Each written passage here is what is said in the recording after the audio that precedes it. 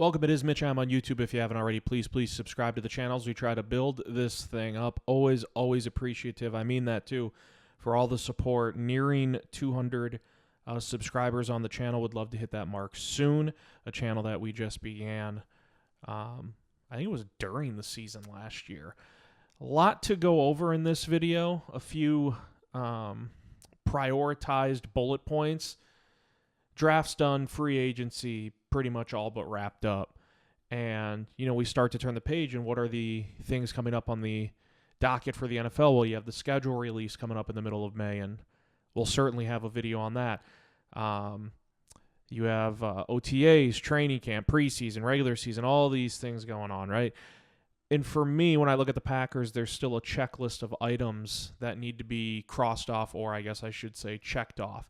And so I wanted to go over those today, and I'm not putting them in any specific order. I guess maybe we could try to order them how we think they should go or how they may go for Green Bay, but basically just a checklist for the rest of the offseason for Green Bay. Let's start with what I think or what I believe will be handled first in one way or another, and I did a video on it last week. It's the Jaire Alexander situation. If we're talking about a checklist for the rest of the offseason for Green Bay, that is a major part of the equation.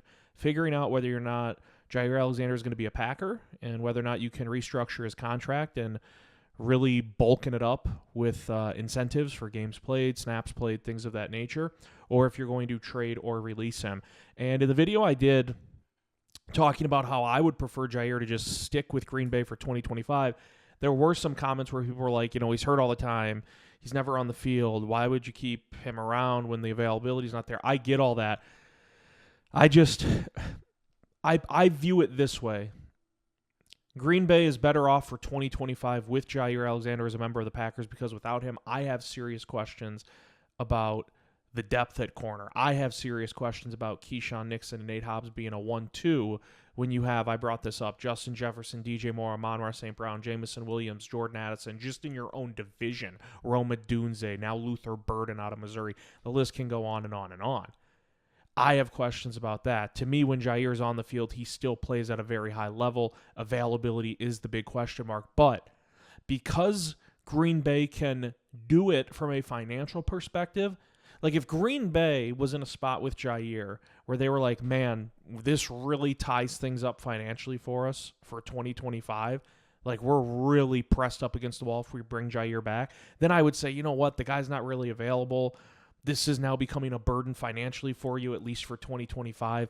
Cut ties, find a trade partner, get some sort of draft compensation back. I just look at this and say, if you can restructure the contract, and yes, I know he's been hurt a lot. 34 out of the last 68 regular season games missed. That's 50% over the last few seasons. It's a ton. He's not reliable when it comes to that department. But because there's not a financial burden at stake here, and because the Packers in the draft didn't address what many deem to be kind of still a clear need at corner, despite the signing of Hobbs earlier in the offseason and free agency, to me it makes all the sense in the world to bring Jaire back for 2025.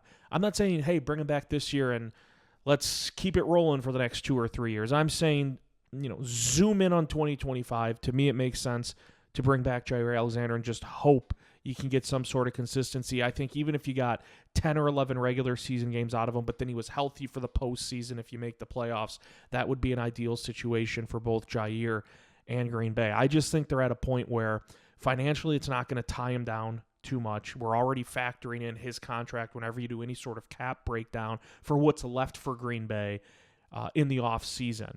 And to me, it makes too much sense if you can get a restructure done. If you can't, then I would think Green Bay probably still tries to move on. But you talk checklist items, and you look around the NFL, and there still has to be a decision made in Miami on Jalen Ramsey and perhaps Tyreek Hill. Like I just saw Tyreek Hill did another video where he ranked his top 5 quarterbacks in the NFL and Tua wasn't on it, and nobody's putting Tua Tagovailoa in their top 5 quarterback rankings. But when your wide receivers just willingly doing a video, unprovoked, listing the top quarterbacks, his top quarterbacks in the NFL, it's not exactly a great sign. Like, picture, Jaden Reed or Wicks or Watson or Dobbs coming out and saying, here's my top 5 quarterbacks in the NFL right now, and not putting Jordan Love in there. It's like, why are you doing it in the first place?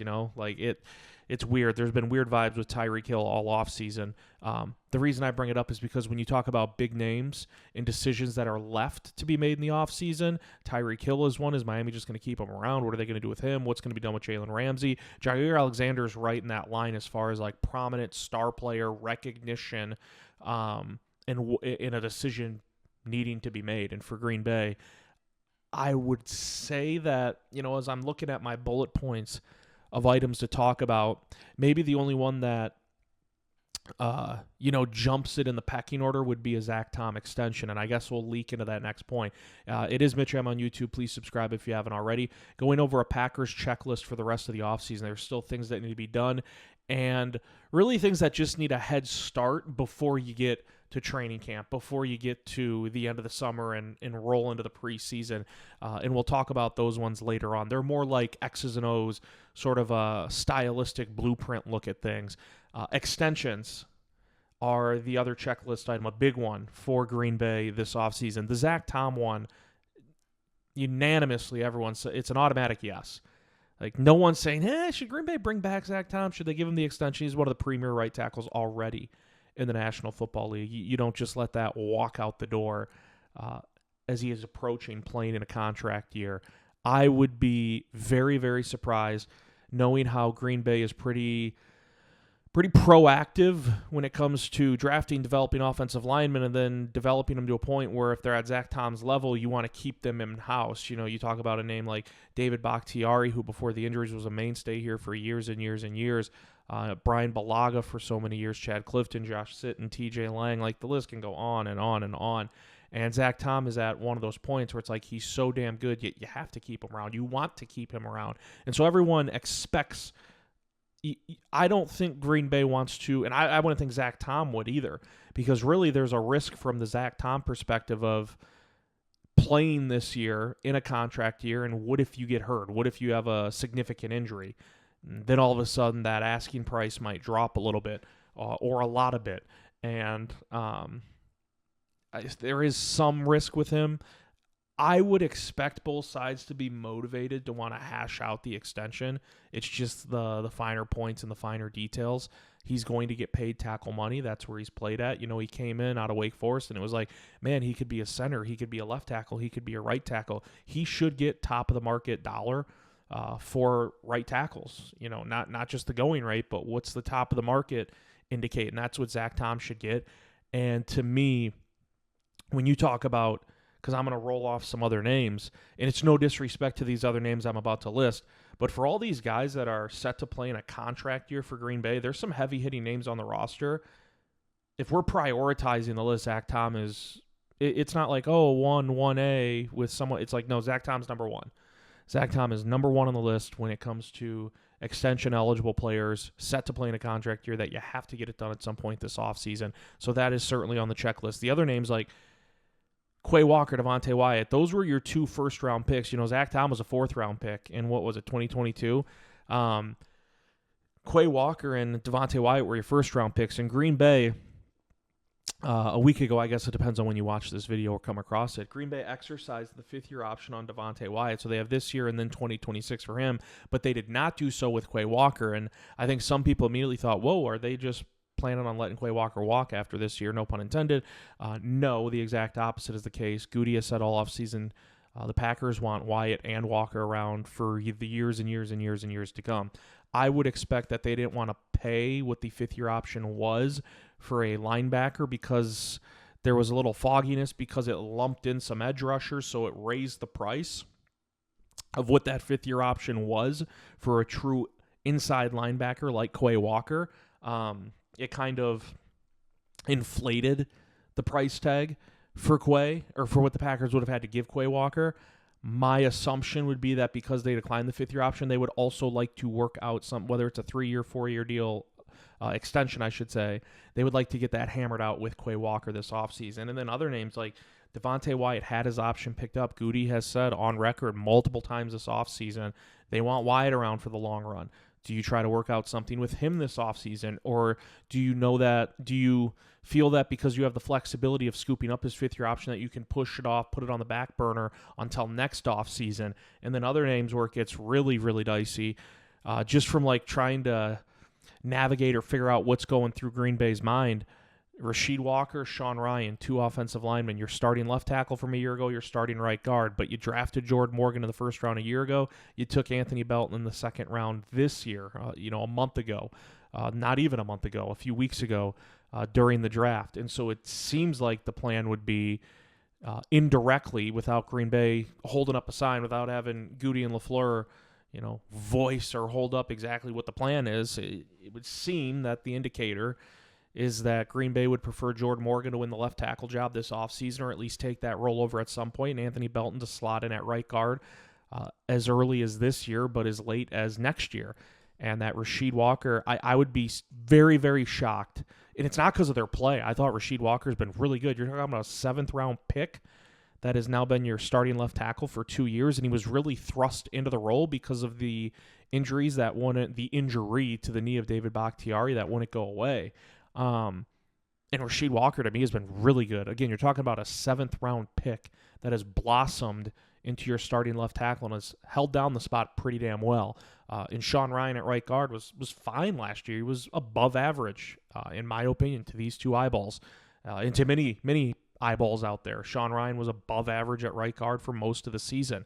But Green Bay's used premium picks now in back-to-back drafts on 2 guys who could slot into those positions at left tackle and right guard, in Jordan Morgan and Anthony Belton, and I expect the Packers to give them every opportunity to win those jobs either this offseason or next offseason. They've already stated that it'll be an open competition at left tackle between Walker and Morgan this offseason. And then the 2 other names, Romeo Doubs, Christian Watson, both playing. It's a heavy-hitting offseason when it comes to contract extensions, but it just goes to show how many of those draft picks from that class the Packers hit on. You'd like to see Christian Watson stay around for the years to come. Romeo Doubs, Rasheed Walker, Sean Ryan, Quay Walker, Devontae Wyatt, Zach Tom. I mean, they got so much production and starter-level productivity out of this draft class. Romeo Doubs and Christian Watson, 2 more cases. I think with Watson, it's a little more foggy because of the injury, the torn ACL he suffered in Week 18, and the fact that he's going to miss a significant portion of the 2025 season. And with Doubs, I mean, there's so many mouths to feed in this offense, especially in the passing game now. You have Tucker Kraft. You can't forget about Luke Musgrave, and we'll get to him in a couple minutes. And then you have Doubs. You have Watson when he comes back. Wicks, Reed, Bo Melton's still there. Malik Heath is still there. And then, you took Matthew Golden in the first round. You took Savion Williams in the 3rd round. Matt LaFleur, it's going to be fun for him to scheme this week in and week out, but it's also going to be a little stressful, which you can roll your eyes at because you're like, who's going to complain about having too many weapons and too many options? But you don't want guys to become unhappy with their role or a lack thereof. And we saw that last year with Romeo Doubs. He wasn't thrilled, reports said, with his role in the offense early on in the season, or at least for specifically the game plan leading into the game against the LA Rams, and he was suspended for a game for just skipping a practice without saying anything. And so I think when you look at extension possibilities for Doubs and Watson, I would say I don't, and I could be dead wrong about this, and that's fine. Do you guys and gals get the sense? My sense is I'm trying to figure out how to phrase this without the shock value. I would be surprised. I'll just say that. I would be not shocked, not stunned. I would be surprised if by the time training camp starts, either Doubs or Watson have signed an extension, especially Watson, again, just because of the injury, unless it's like a 1-year sort of a safety net deal for Watson. And the Packers are like, you know what? They're not even asking for much. Yes, he's a great part of the offense when he's healthy, when he's on the field. Let's bring Watson back for a 1 or a 2-year little cushion deal to give him some mental, reassurance that he's got something in place. But by the time training camp approaches, I'd be pretty surprised if Doubs or Watson have signed an extension with the Packers. But we'll see. One of the names I mentioned, this is next on the checklist. So far we have figure out the Jaire situation, extensions. Zach Tom seems like a foregone conclusion that everyone wants it to get done. Quay Walker, Devontae Wyatt, Rasheed Walker, Sean Ryan, Romeo Doubs, Christian Watson. There's another layer, too, to the Jaire part of this. I guess we'll include it. If Jaire's back, let's just say Jaire plays for the Packers in 2025. They work it out. They restructure his contract. It is laced with incentives, performance-based incentives. What does that mean for a guy like Javon Bullard? Because if Jaire's back, that's one of your outside corners. And then you would assume one of your other outside corners is obviously Keyshawn Nixon or Hobbs. And then you would figure the leftover part of that, whether it's Hobbs or Nixon, would slide into the slot. And Bullard, as a true safety, second-round pick out of Georgia last year, as a true safety next to Xavier McKinney, really struggled to get a grasp on things. And Jeff Hafley in Green Bay found out when they moved him into the slot and closer to the ball, he performed better last year. And so I don't want to say it was like a seamless natural fit, but Bullard performed better in the slot than he did at true safety last year. And so, 2-3 weeks ago, it seemed like completely evident and obvious that Jaire Alexander was not going to be with the Packers. And now we have these reports coming out that, there is an option on the table where the Packers can work things out with Jaire and maybe bring him back for 2025. But I think the domino effect of that is if you bring Jaire back, that's your number one corner, and then Keyshawn or Hobbs is on the outside, and then the other one's in the slot. And then what does that mean for Bullard? Because at safety, obviously you have Xavier McKinney, and then Evan Williams really took that role and ran with it at the starting spot next to Xavier McKinney. And so to me, it brings into question, where's the fit for Javon Bullard? Because I'm sure Goody, Hafley, LaFleur, you don't give up on a second-round pick after one season. You just don't. Rare are those cases. Rare are those instances. But the domino effect of Jaire coming back to Green Bay would be, where does Javon Bullard fit into the puzzle? So I think that's something to keep tabs on. One name, though, offensively, really two. There's two. Luke Musgrave's the first one. I think a checklist item for Matt LaFleur is to figure out this offseason, and I'm sure he's already kicked the tires on it, just how to incorporate Luke Musgrave. And it sounds simplistic in a sense. Tucker Kraft's your number one tight end, and he is trending towards being an alpha. He is trending towards being a bona fide star tight end in this league, and I'm talking about a top 5, top 6 tight end.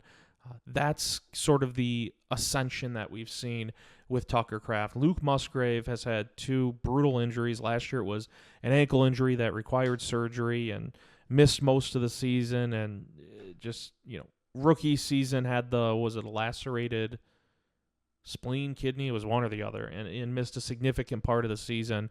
Luke Musgrave was drafted to be a vertical threat in this offense. As a tight end, you can line him up outside, you can line him up in line, you can line him up in the slot if you want to. There's just so many plug-and-play options for Luke Musgrave. We haven't seen it, and it's in large part because of injuries. I think an important factor of this, I just mentioned all the mouths to feed, all the people to keep happy in this offense, in this passing game. Luke Musgrave is so often forgotten about because of the injuries, and we haven't seen him. And I've fallen guilty of this too. We've tried to focus in on, which one of these receivers could become a number one, and no one really grabbed it by the reins last year. And so Green Bay takes Matthew Golden in the first round. They take Savion Williams in the third round as sort of a do-it-all gadget-type player in this offense. And we've already started to brainstorm and dream about how can they incorporate Savion Williams. Oh my gosh, running back, put him in motion, slot on the outside. Matthew Golden as an X-wide receiver, can he become the bona fide number one atop this depth chart? And then you're like, oh yeah, Luke Musgrave's still here, and he's entering a very crucial third year in his career where it's like a prove-it spot for Luke Musgrave.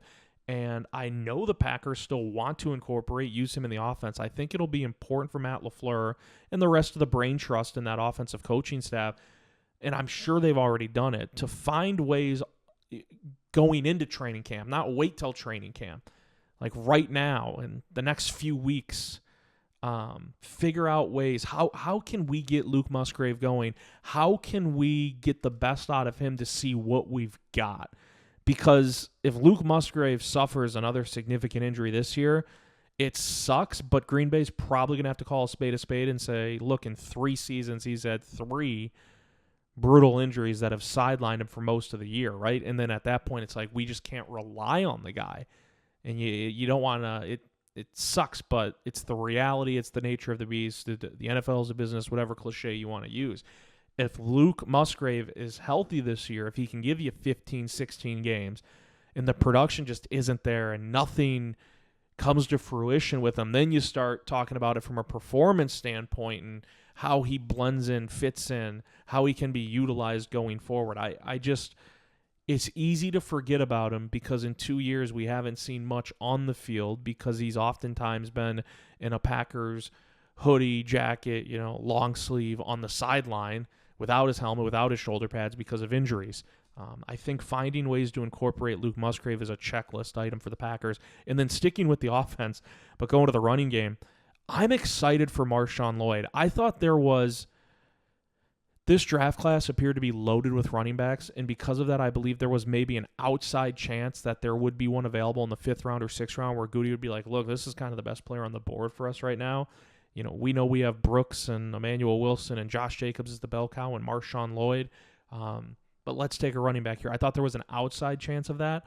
Marshawn Lloyd, this wasn't a 4th, 5th, 6th, 7th round pick for Green Bay a year ago. And, like Musgrave in his first 2 years, Lloyd had injuries derail his rookie season, and then it ended with appendicitis just randomly right when he was set to come back. I'm trying to find, he was the 88th overall pick. I knew he was a 3rd rounder, but the 88th overall selection, this wasn't an afterthought pick in 2024 for Green Bay, but he was placed on injured reserve early on in the season, and then right when he was supposed to come back, boom, appendicitis, and he's done. I'm excited to see what Marshawn Lloyd brings to this offense. I don't know if you can call it a thunder and lightning with Josh Jacobs. They are 2 different running backs, but I think Lloyd, ideally Green Bay would not want Josh Jacobs to be at, 25 plus carries a game this year. Like, they had to really, really lean on him last year, and some of that was, hey, Marshawn Lloyd was out. A lot of it was the passing game really regressed. They were having just issues finding consistency in the passing game for a bevy of reasons. Marshawn Lloyd will be a very, very fun option in this offense if they can unlock him. Just watching his tape from USC, just incredible.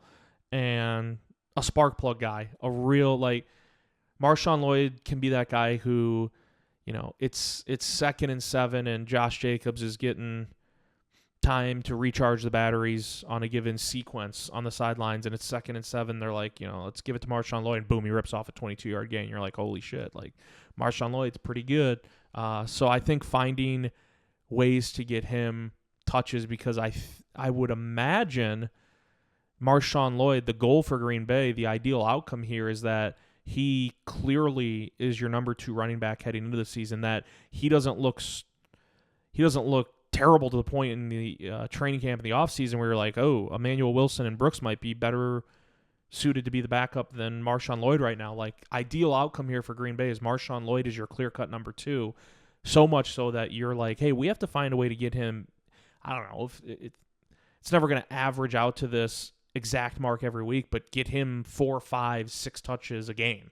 If that's the average, if we look back after the year and we're like, hey, Marshawn Lloyd had 6 touches a game. I think that's kind of that sweet spot for Green Bay. And it gives Josh Jacobs a blow, and it allows you to let him not burn out as you hopefully make the trek towards the postseason. So 2 names in the offense, Luke Musgrave and Marshawn Lloyd. Again, easy to forget about because I do it too. We so heavily focus on Kraft and Dobbs and Watson and Reed and Wicks and now Golden and Savion Williams because they're the shiny new toys. The 2 draft picks at wide receiver for Green Bay. That's like, oh, they have Marshawn Lloyd at running back who missed most of his rookie season, all of it because of injury, right? Was available for just 1 game, was it? And then Luke Musgrave, who's, again, injuries kind of derailed his first 2 seasons. The final note I have, and then we'll get out of here, Packers checklist. Again, it's a schematic thing. It's way, way, way easier said than done. Like, not because of the player, just to say what I'm about to, than to actually map it out and have a plan for it to work successfully. But this is, you talk about a critical year for a player. Green Bay did not invest on the edge in free agency. And in the draft, they waited till the 4th, 5th round, back-to-back picks. When they took Sorrell and Colin Oliver out of Oklahoma State. And Oliver might even be an inside linebacker more than an edge, just because of his size. Could try him out at both. But this is such a critical year for Lucas Van Ness. And Hafley and company, you got to do everything possible brainstorming-wise to put Lucas Van Ness in advantageous situations. I don't know exactly how that looks. He's on the edge. A lot of times you just cut him loose, and the real simplistic way to look at it is, hey, his job's to get after the quarterback, go get after the quarterback. And I'm not saying they didn't put Lucas Van Ness in advantageous situations last year.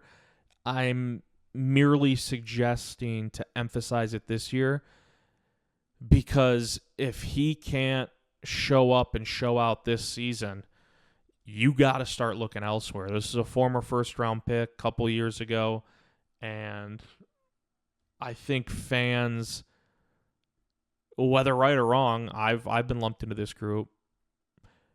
By what we have said, there's an amount of pressure on Lucas Van Ness's shoulders that he has to feel going into this year because of the lack of production in his first 2 seasons in the NFL. And Goody then going on the record all the way back in January when the season ended and saying that he expects a big year. And then I think he said it again at the owners' meetings, was it? Or maybe it was at the Combine. It was one or the other. It doesn't matter. Saying that he's expecting a breakout season from Lucas Van Ness. They must truly believe that because of the lack of investment they put into the edge this offseason. Like, they must really honestly believe that it's going to be a big year for Lucas Van Ness. And maybe his first year as a full-time starter, because last year, remember, Rashawn Gary held down one spot and Preston Smith started the season with Green Bay. Maybe the second year in Jeff Hafley's scheme. Something's going to have to get going. But any way the Packers can brainstorm again from now until training camp, how can we put Lucas Van Ness in advantageous situations in 2025? Because, you talk about a prove-it year for Luke Musgrave. I think there's an interesting angle where you could say this is a big prove-it year for Jordan Love now as a third-year starter. But Lucas Van Ness, to me, takes the cake. There is going to be pressure for him to deliver. And Goody and the rest of the staff and front office, or maybe Goody's speaking solo on that one, they're predicting a breakout season for one reason or another. And it is a massive mess. When you talk about a checklist item for this team, I have worries and doubts about this pass rush entering the season now that we've passed free agency in the draft. Lucas Van Ness is the name to circle, that he'll control a lot of how this edge rushing group is viewed when we look back on the 2025-26 season. I can guarantee you, if January rolls around and, if Green Bay doesn't make it to February, we all know what that would mean. If January rolls around and we're reflecting on the season that was and we're like, holy crap, this pass rushing group, they figured it out this year. A lot of the same names, Gary, Lucas Van Ness, Kingsley Enagbari, Kenny Clark, Devontae Wyatt, Brenton Cox, but they figured it out. I truly believe if we say, wow, the edge rushers specifically, not the interior of the line, but the edge rushers that group played phenomenal football for most of the year, for a lot of the year. I believe it'll be because of Lucas Van Ness. And the exact opposite is true, that if we look back and we say, they underwhelmed again. They didn't address it in free agency. They didn't use a premium pick on it in the NFL draft. The edge rusher group, it left a lot to be desired again. It will be because Lucas Van Ness doesn't step up and deliver. Now, he's not the only name, but I believe the weight he holds as far as how his season could go, like the severe one side of the spectrum with the other, we will look back and say, for better or for worse, the Packers edge rushers were fill in the blank because of how Lucas Van Ness performed. So I think any way to try to brainstorm to put him in advantageous spots in 2025 will be big for Green Bay. That's the checklist for the rest of the offseason, at least for now, leading into offseason programs for Green Bay. Let me know what you think. Other topics, of course, that can be brought up. It is Mitch. I'm on YouTube. Always appreciate all the support. We'll see you next time.